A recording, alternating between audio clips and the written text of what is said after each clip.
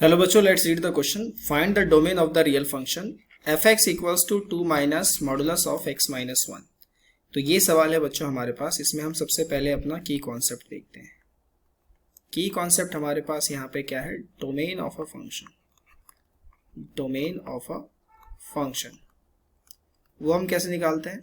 That is set of real values of x, set of real values of x for which function is defined.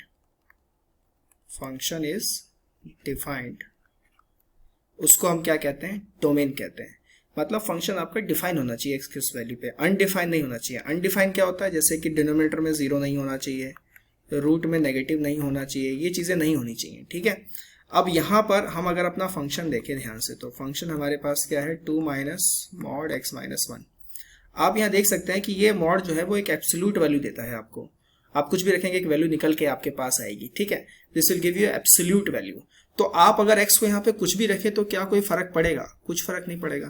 तो यहाँ पे x could be any value, यानी any real number.